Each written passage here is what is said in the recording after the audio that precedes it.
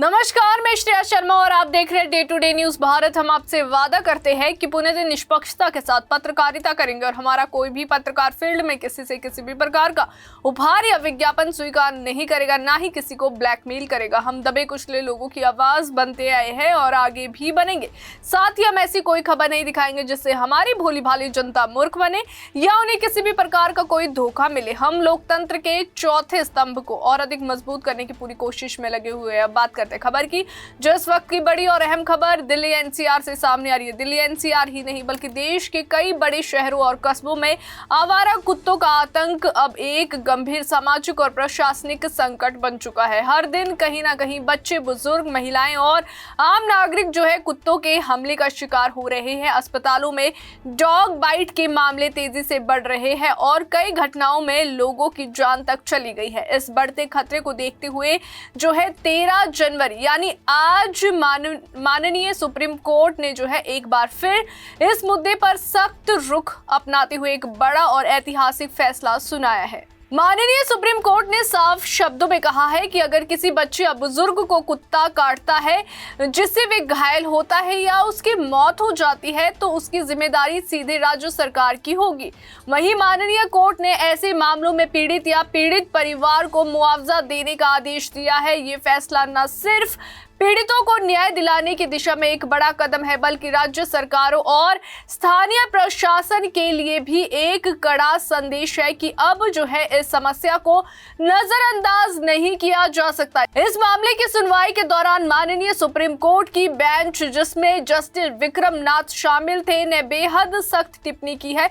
Justice Vikram नाथ ने कहा कि जो लोग सड़कों पर कुत्तों को खाना खिलाते हैं वे भी इन घटनाओं के लिए कहीं ना कहीं जिम्मेदार है। उन्होंने दो टुक शब्दों में कहा, एक काम करो, कुत्तों को अपने घर ले जाओ, उन्हें सड़कों पर इधर उधर भटकने के लिए क्यों छोड़ा जाता है। यही कुत्ते बाद में जो है लोगों को डराते हैं और काटते भी है।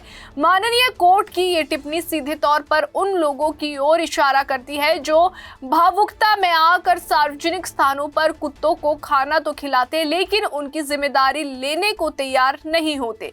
ये सख्त टिप्पणी जो है वरिष्ठ अधिवक्ता मेनका गुरुस्वामी की दलीलों के बाद आई है, जिन्होंने माननीय अदालत में कहा कि आवारा कुत्तों का मामला एक भावनात्मक मुद्दा है और इसे संवेदनशीलता के साथ देखा जाना चाहिए। वहीं इस पर जो है माननीय सुप्रीम कोर्ट ने कड़ी फटकार लगाते हुए कहा कि ये जो है भावुकता सिर्फ कुत्तों के लिए ही क्यों दिखाई देती है। माननीय कोर्ट ने सवाल उठाया है कि जब एक मासूम बच्चा या कोई बुजुर्ग कुत्ते के हमले में घायल हो जाता है या फिर अपनी जान गंवा देता है तब ये भावुकता कहाँ चली जाती है।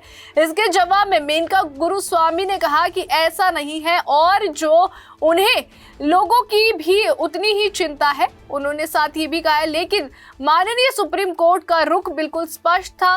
माननीय अदालत ने यह संकेत दिया है कि किसी भी तरह की भावुकता आम नागरिकों की सुरक्षा से ऊपर नहीं हो सकती है। माननीय कोर्ट ने साफ कहा है कि संविधान के तहत सबसे पहले जो है लोगों के जीवन और सुरक्षा की जिम्मेदारी राज्य की है। ये कोई पहला मौका नहीं है जब माननीय सुप्रीम कोर्ट ने इस मुद्दे पर हस्तक्षेप किया हो। इससे पहले 7 नवंबर 2025 को भी माननीय कोर्ट ने आवारा कुत्तों के बढ़ते मामलों को देखते हुए एक अहम आदेश दिया था। उस आदेश में माननीय सुप्रीम कोर्ट ने सभी शिक्षण संस्थानों, अस्पतालों, बस स्टैंड, स्पोर्ट्स कॉम्प्लेक्स और रेलवे स्टेशन से जो है आवारा कुत्तों को हटाने का निर्देश दिया था। माननीय कोर्ट ने यह भी कहा था कि सरकारी और सार्वजनिक स्थानों में कुत्तों को प्रवेश ना दिया जाए क्योंकि ये जगह जो है आम जनता की सुरक्षा से जुड़ी होती है। हालांकि माननीय सुप्रीम कोर्ट के उस आदेश का देश के कई हिस्सों में विरोध भी देखने को मिला। कुछ पशु प्रेमी जो है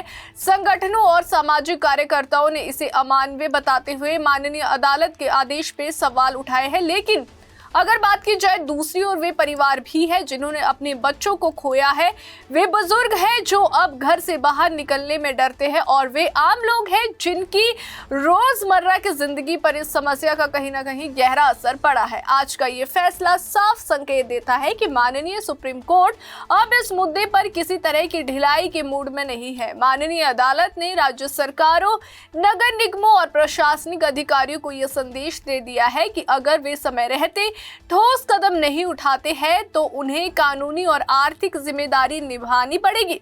मुआवजे का आदेश सिर्फ एक राहत नहीं है, बल्कि ये प्रशासनिक लापरवाही पर एक तरह की सजा भी है। और ये मामला अब सिर्फ जो है कुत्तों और लोगों के बीच टकराव का नहीं रह गया है, बल्कि ये शासन, जिम्मेदारी और संतुलन का सवाल बन चुका है। माननीय सुप्रीम कोर्ट ने स्पष्ट कर दिया है कि जानवरों के प्रति करुणा जरूरी है, लेकिन इंसानों की सुरक्षा सर्वोपरि है। अब देखने वाली बात यह होगी कि राज्य सरकारें और स्थानीय प्रशासन इस आदेश को कितनी गंभीरता से लागू करते हैं और क्या आने वाले समय में आम लोगों को इस बढ़ते खतरे से राहत मिल पाती है या नहीं। अभी के लिए फिलहाल इतना ही। देश और दुनिया की ताजा खबरें जानने के लिए देखते रहिए day to day news Bharat और हमारे चैनल को लाइक, शेयर और सब्सक्राइब करना ना भूलें।